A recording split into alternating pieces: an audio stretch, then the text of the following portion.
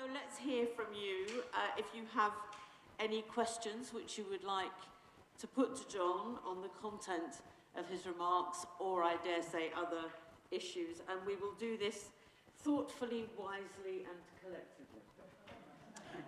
So I'm going to take the three hands that are up, but I don't actually see any women's hands up. Can you say your name, and we'll take those three questions together, and then we'll see if John would like to come back on them. Thank you. My name is James Chan. It seems to me that major wars seem to be driven by institutions and structures for the benefit of power and profit in their own rational self-interests. For instance, the military top brass and corrupt weapons companies that hyperinflate threats. Also corporations that aim to seize land and natural resources. So the person who's had his hand up at the back very patiently, and then I'm going to take the woman from this side, and then we'll come back for some responses, if that's okay. Sure. And then we'll take another round. The question is about what I believe is a flaw in your argument, and that we have to take account of that in the responses. Unlike Western leaders, however deeply flawed they are, Xi and Putin are prepared to kill on a vastly greater scale. How do you address that? Thank you. And we'll just take the woman with her hand up here. Thank you. Thank you very much, John. I want to ask about a positive vision of a peace with nature, which I think is what you're talking about, our inner nature and the natural world. And I'd like to ask about where women are in this, because I've studied violence against pregnant women, and I'm watching the terrorization of women through sexual violence and through fears of even giving birth into this world. Well, that's a very wide-ranging set of questions and observations. John. Thanks very much. I fear that I could probably speak for another hour answering the questions that you raised. And I will restrain myself. It's always a danger whenever a politician has a captive audience, you know. Is it not the power of institutions that's the real driver for war? Institutions themselves are nothing without the people in them. So it is fundamentally a human problem. And it's actually rather easy, it's even sometimes comforting to say, well, of course, there are those people who do, and they're the bad people. And then there's people like me and my friends, and we're the good people. But all the evidence is that if we were in powerful positions, all of us would be tempted to do very similar things. So there are all sorts of challenges to trying to understand. I think one of the important things to try to do insofar as is possible is to follow the advice of an old friend who's a friend of Sally's and of mine, called Ed Shapiro. He's a psychoanalyst, he's quite senior, and he wrote a book quite recently, and I said to him in a teasing way, I said, well, I'm sure this is a great book, Ed. Can you sum it up for me in a sentence? Thinking, I've never heard a psychoanalyst who could sum up something like that in a sentence. So I thought this was a challenge to him. And he said, yes, I can. I said, really? He said, yes. What I have learned in all of these years of work is this. When I meet someone with whom I fundamentally disagree, I have to ask myself the question, what are they right about? Because they will have picked up something that I am oblivious to, and they're passionately committed to it, and I need to understand that. So when we see people and institutions doing things, it's very important for us to ask ourselves, how far do we see ourselves in that? And you know, for this country, to look at others and complain about what they do in the here and now, but ignoring what this country did in the there and then, may not be entirely honest. And it's not to say that, you know, everybody in the current population should be made to suffer for the sins of their fathers and grandfathers, but it is to say that we need to take these things into account. And when we do that in a serious way, it can actually have an enormous impact. I remember whenever there was yet another investigation of Bloody Sunday in Northern Ireland, of which there had been 3 already, and there was a 4th. And what came out was quite different. The other 3 had justified the behaviour of the army, and the final one came out and said, no, actually, it was inexcusable. It simply shouldn't have happened. And David Cameron was the Prime Minister at that point. And he came out and he said quite clearly, quite simply, this was utterly unacceptable, and I, on behalf of the British government, though he wasn't a little boy, he wasn't even a boy at school when this happened, I, on behalf of the British government, issue an unreserved apology for what has happened. And there were Republicans in Derry standing there with tears coming down their cheeks, not because he had resolved the problems that had been created, but that somehow they felt that there was an understanding and engagement and so on. And that's what the relationship business is about. So what you say is perfectly true about institutions and so on. The question is, what do we do with that understanding? Now, you identified a whole series of important issues and challenging issues. I think, you know, when we say nationalism is war, it's not actually, you know. War is when people physically start destroying other people. There's a terrible tendency now for everything to be spoken about in superlatives, you know. Everything is the most, the greatest, the hugest, the most such ever. I keep getting these things. I act as a trade envoy for the UK government, and I keep getting these speeches written for me by civil servants who tell me about how incredibly marvellous Britain is and how we're world-beating others. I said, stop saying that. It's nonsense. I'm not going to say things which are manifestly not true, and everybody knows they're not. So there's a tendency for all things to be described in huge terms. It's not that nationalism is war. If you've been involved in a war and you've seen killing and you've experienced it, you know that people can be nationalists without doing that. So I think we've got to be a little bit careful. Having said that, there are many of the things that you've said which are absolutely true, frightening and disturbing, and we need to try to find a way of taking them seriously. Perhaps the most indisputable thing, and maybe the most important for our lifetimes and the lifetimes of our kids, is what you said about it being the end of the United States empire. I think that's absolutely true. And that's why you get the kind of attitudes to China, because what Americans see is what has been described as the Thucydides trap, that whenever you've got a powerful entity and there's another one coming up from behind, you know what it's like in ordinary life. You know, you've got some senior person and then a young upstart in the company or in the school or whatever starts coming up. Even if what they're saying is completely right, it's unacceptable. And this is what all empires have come to an end. My goodness, you can't live in this city and not understand that. And that's what's happening to the United States. And as we think through what the consequences of that are, if the next hegemon is China, how do we think about that? How are we going to manage? It's not something that you will necessarily welcome, but there are all sorts of developments in history that you wouldn't necessarily welcome. How are you going to find a way of dealing with it? We don't know. All of these are unknowable futures. And we have to find a way of thinking, how are we going to manage to deal with those things? But the world is multi-nodal. It absolutely is. It absolutely is. But that doesn't mean that there won't be hegemons. It doesn't mean that there won't be those that will have much more power than the next because of their size, their political weight, their economic strength, their technological development. I mean, already China is ahead of the United States in various aspects of technology. And we don't really know how to deal with it. Peace with nature, absolutely.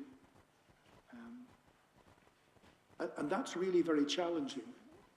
And one of the things that I mean, there are many ways one could pick this up. You were talking about the engagement with the contribution that women make and can make, of course. And those who do not engage with that are not actually engaging with relationships. That's the point. When you get domestic violence, whatever kind of domestic violence it is, it's a denial of the capacity to have a relationship. And it's not easy, it's quite challenging.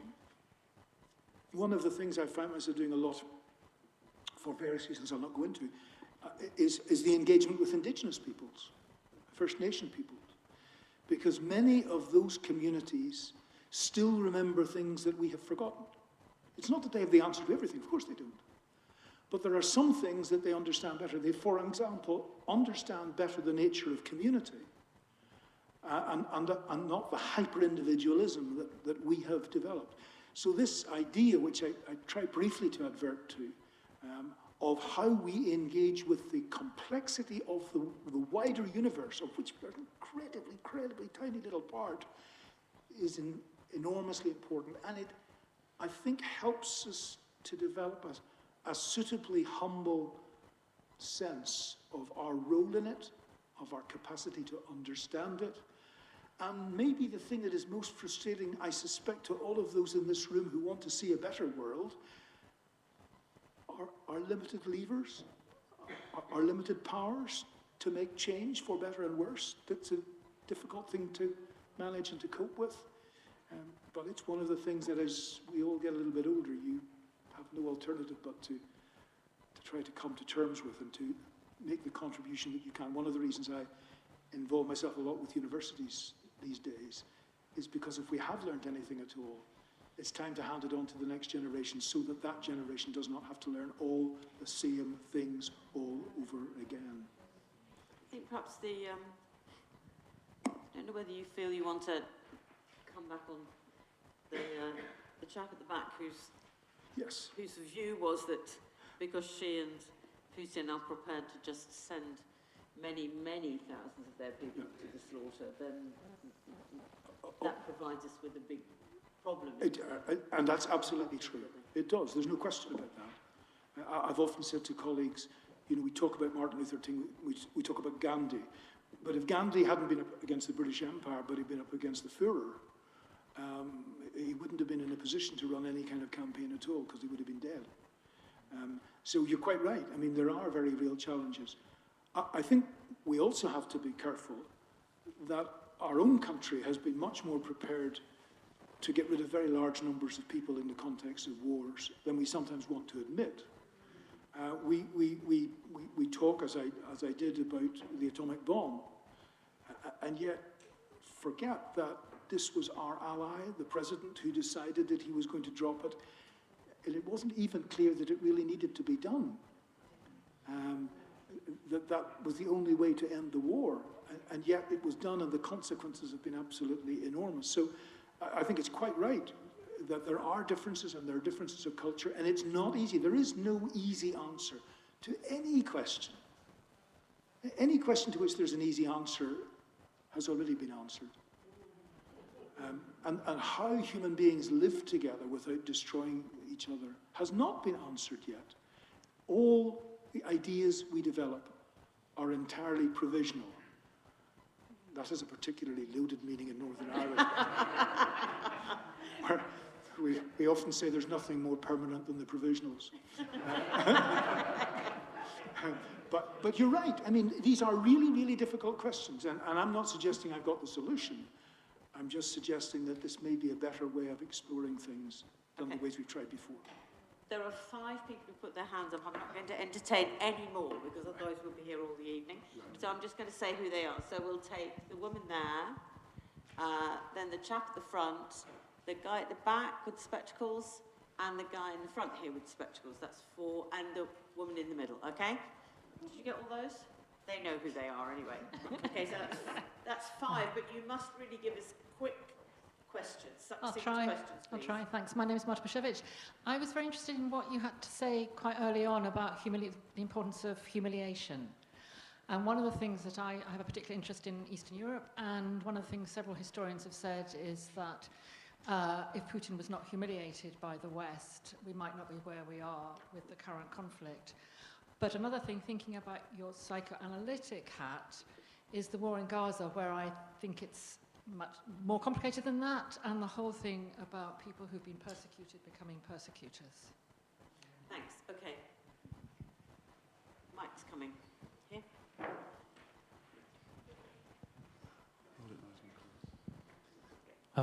Thank you very much for a wonderful talk.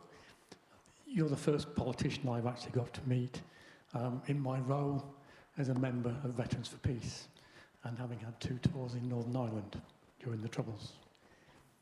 Should the politician, Tony Blair, be elevated to the House of Peers for his work in the Northern Ireland peace process, or be elevated to The Hague for his use of the British forces in Iraq, and thus, the final part of that was, and thus avoid his involvement in Gaza? Okay. Now, who else did I say? Oh, guy with glasses at the back. Thank you very much for your wide-ranging talk. it did feel a bit like what I would call gentleman politics, which at its best and worst we saw during the 1930s, when the importance of relationship was there.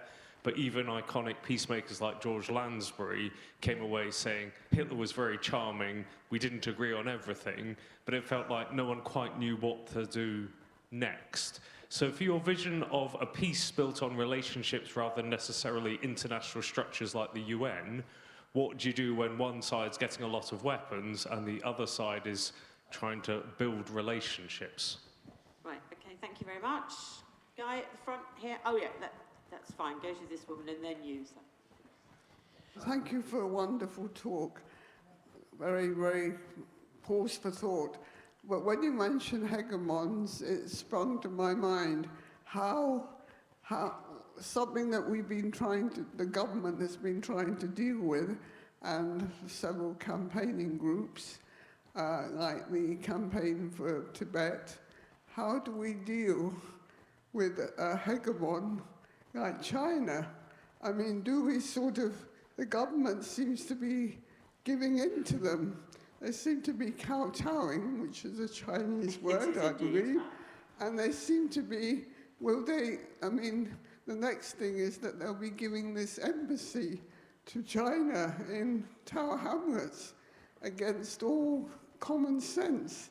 So how does a government deal with somebody like Putin or somebody like Xi Jinping, who makes demands and say there will be consequences if you don't do what we want?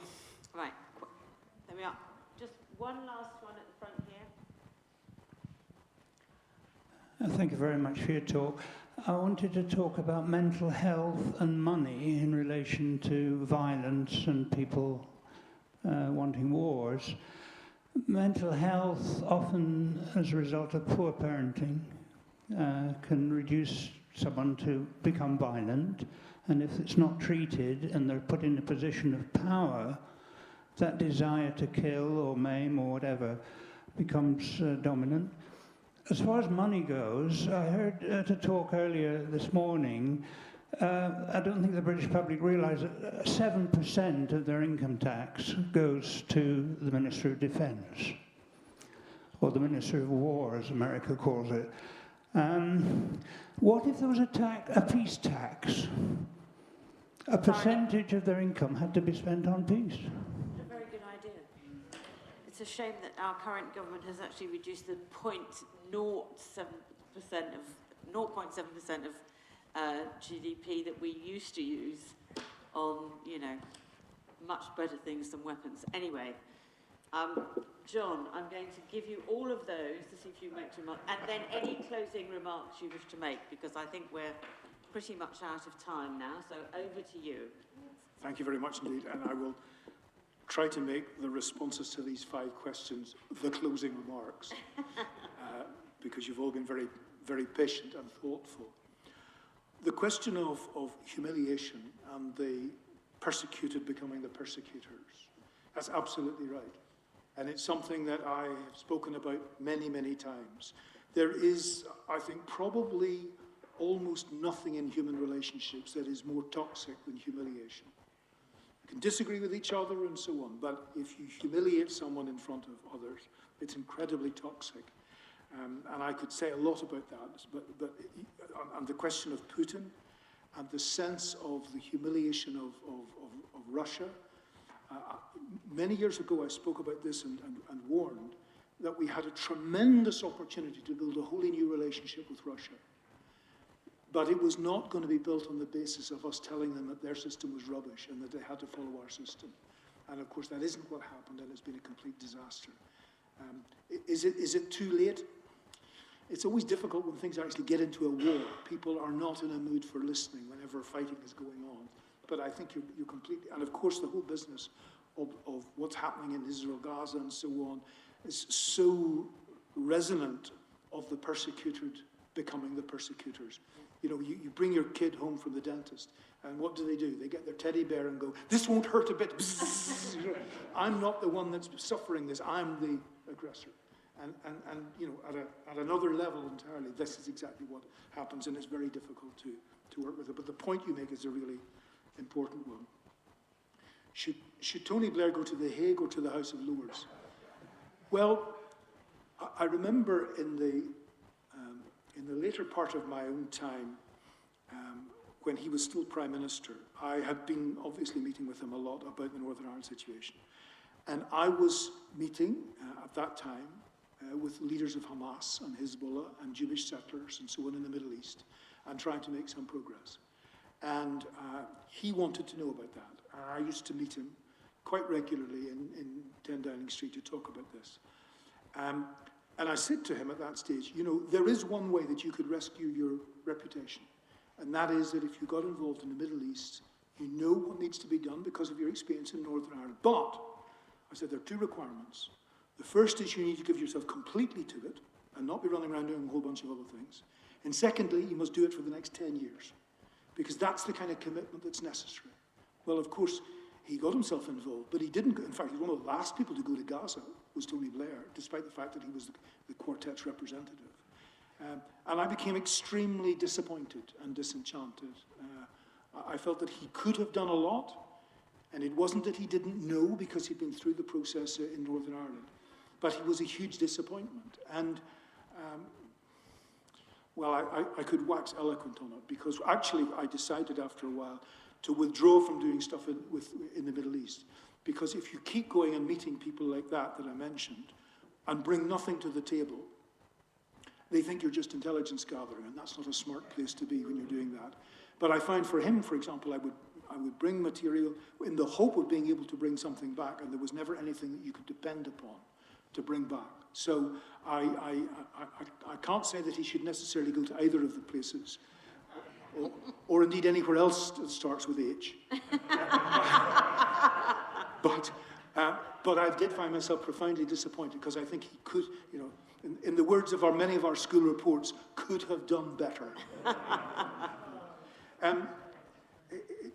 Gentlemen, politics, it's absolutely true that there were many people who completely misunderstood the question of how to deal with Hitler. But you need to be a little bit careful that the two alternatives aren't just being nice and being nasty.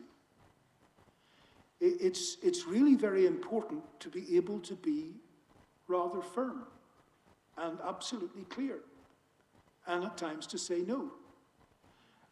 You probably would recognize that when chairing an assembly with Ian Paisley and Gerry Adams and everybody in between, that managing to keep that democratic and thoughtful and respectful required a degree of firmness.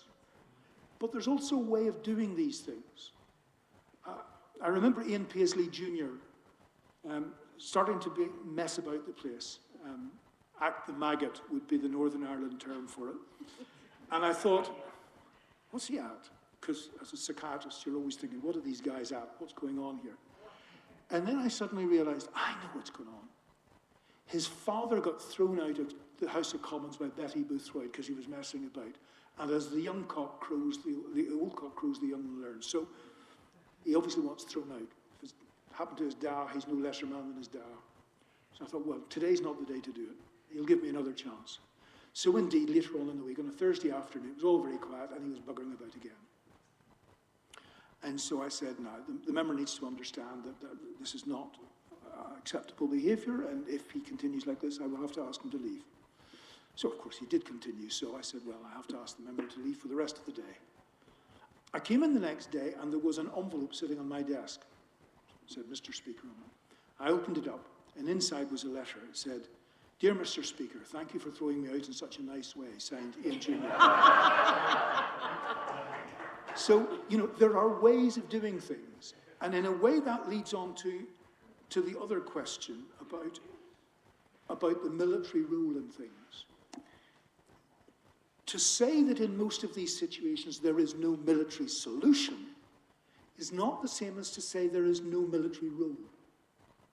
There is very often a requirement to set down boundaries and maintain them, and to say, no, I'm sorry, that's not acceptable. No, you can't do that. But that's not the same thing as trying to create a war. Nor is it the same thing as saying, well, I'm completely impotent, there's nothing I can do whatever you like, because I don't have any way of stopping you. It's difficult, but it's not impossible. And that's why I don't support suggestions that we should have no police and no military and all of those kinds of things. I think it's very important. But the question is how you do it, how you manage it, how you contain it. I found in the assembly sometimes it was firmness, sometimes it was a sense of humour. You know, sometimes you would be able to defuse things. You know, I remember his father, for example, going on about something or other, and I said, you know, the member is one of the most experienced people in this house. He knows the rules perfectly from his huge experience in the European Parliament and at Westminster. I think he must be just trying to make fun of me. And Ian just started to laugh. So there are ways of doing these things, but you have to be prepared to be firm when it is necessary. And sometimes people divide themselves into being either nice or nasty, and neither of those are the only ways of doing things. So how do we deal with something like China? You know, when you and I think about Hong Kong, right, we think about human rights protests, we think about young people who want democracy being imprisoned. When Beijing thinks about Hong Kong, it thinks about a century of humiliation at the hands of the British. Right? And it's not impossible to work with China. I remember whenever, for example, I was president of Liberal International for a while, and we had a member party from Taiwan, the DPP, who want Taiwan to be independent, basically, but they are careful about how they handle themselves. But they were one of our members of our delegation to one of the UN bodies in Geneva. And they put down a proposal that Taiwan be permitted to join the WHO, World Health Organization. And the Beijing representative went completely token, went ballistic about it, and demanded that Liberal International be chucked out of the UN system. And I thought, this is absurd. And I contacted our ambassador, the American ambassador, the Canadians, the Australians, all the Europeans, all completely supportive of it. This is about 10 or 15 years ago. All completely supportive. But our own ambassador came to me and said, John, you need to understand something. China controls the General Assembly. You can take this to a vote if you like. All of those countries will support you, but you will lose because China has the support of the majority of countries in the General Assembly of the UN. That's 10 or 15 years ago, right? And it hasn't diminished since then. So I said, what am I going to do? He said, it's up to you, but you're not going to get there by a vote. So I decided to meet with the ambassador here in London and to start talking about the situation we were in. And after a little while, he said to me, look, you need to understand, the most important foreign policy issue for China, the most important is Taiwan. I said, come on. I mean, all the things in the world, he said, it's the number one. And it was clear in the way he said it, he meant it. He wasn't messing about, or he was very serious, and we need to keep that in mind. So we had some discussions, and we agreed an outcome. And the outcome was that we would accept being excluded from the UN system for 12 months, on the basis that they would not object to us returning after 12 months, and that in the future, none of our representatives would speak about the situation as referred to their own country. Right? Not the Taiwanese, not the British, not the Australians, not anybody. Anybody else could speak about anybody else, but you couldn't represent your own views. And they said, okay, we'll run with that. And we did, and in 12 months, we were back in again, and there's never been any issue about us being thrown out or anything like that. So the point was, there is often a way of engaging with those that you feel disrespectfully to you, treat you disrespectfully, if you find a way of building a relationship with them. It doesn't always work, of course not. Certainly rarely easy. But it's the only way of finding a resolution of many of these problems. And I think we need particularly to think about how we do that with China. And one of the things that I've been focusing on a lot over the last 24 months is working with a small group of colleagues to come to understand the way China thinks. One of the key things in Northern Ireland was to understand that Protestants and Catholics, Unionists and Nationalists, think in a different way. Their cultures have brought them to think about problems and how to resolve them in a different way. Protestant unionists tend to be linear. Catholic nationalists tend to be much more systemic in the way they think about things. And it's clear to me that China thinks in a very different way. And in some senses, I mean, you were mentioning the question of the environment and so on. In some ways, they're much more focused through their Taoist roots in a broader systemic way of thinking about things than sometimes we are in the West. So we need to go into that relationship saying, what can we learn from our brothers and sisters who come from a different culture? Because maybe if we come with that sort of approach, it will become possible even to deal with frightfully difficult things like where to put a Chinese embassy in London. But really, the fact that we've got a row about that is a representation of our failure already to develop a better relationship with them. And finally, to say something about mental health and money and the question of violence. I have a particular beef as a psychiatrist, often with many of my colleagues, and that is people don't see the difference between mental illness and disturbances of personality. Many of the things that people describe as mental health problems are actually people struggling with the difficulty of normal life, because normal life is jolly difficult. People who have serious mental illnesses are operating in a wholly different set of operations. If you want to understand what it's like to be psychotic, for example, think about yourself being in a really nasty nightmare and unable to waken up. So when you close the door, the monster can come through the wall. Right? That's a completely different thing from a situation where you're depressed and anxious, but in a difficult situation and your relationships aren't working out and so on. It's a different kind of issue and problem. And many of the problems that people have are difficulties with their lives and their relationships because they are genuinely problematic and difficult.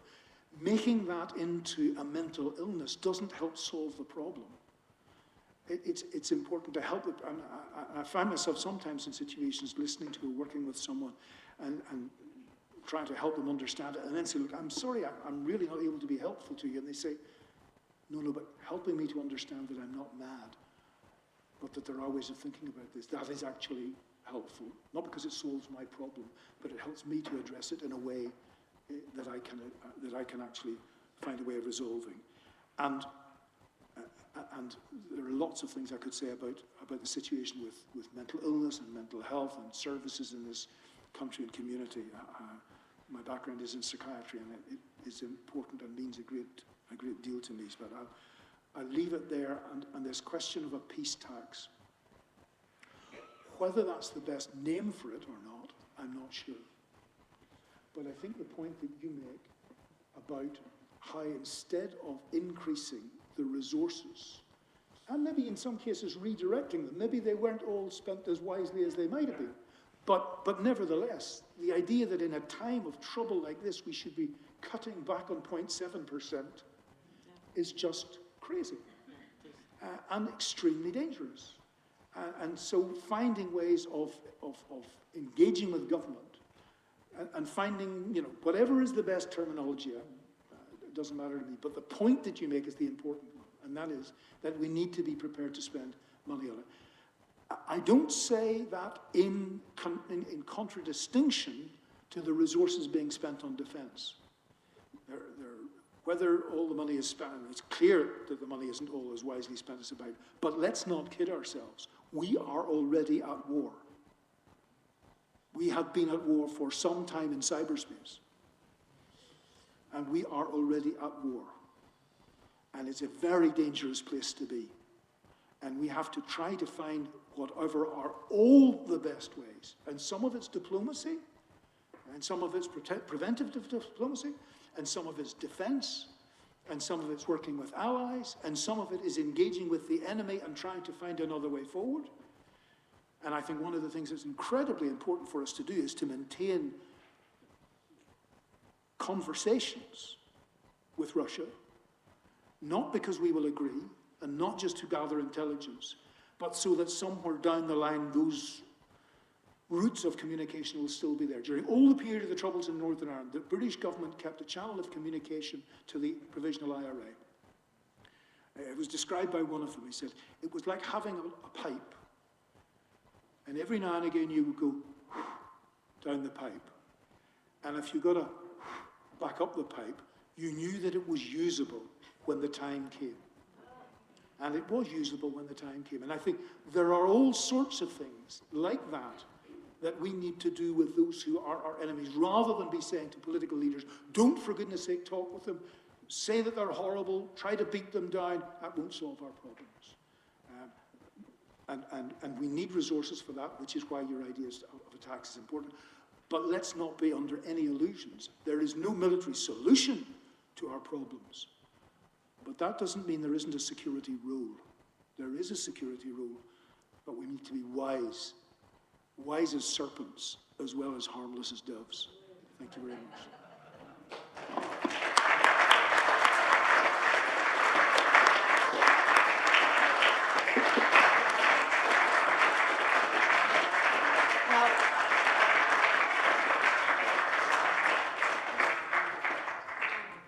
I just want, on your behalf, and indeed, of course, on my own behalf, to thank John very much for being here this afternoon and giving us what I thought was an absolutely splendid lecture.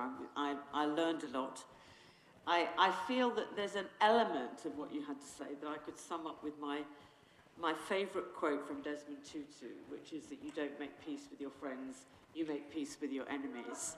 And that, you know, to a large extent, is some of what you were saying. Absolutely right. So just before I round up, let me just say to you that if there are any of you in this room who are not currently members for the Movement for the Abolition of War, then please do make sure that you sign up, that you sign up, you pay up, and then you come along and make sure that you're active on all of the things that the Movement for the Abolition of War is seeking to do. This is one such, but there are plenty of other opportunities to get involved, and I'm sure we would all like to see each other again on very many other occasions. So make sure that you do that before you leave this afternoon. But I wish you safe journeys home. Thank you very much for being here, and good afternoon.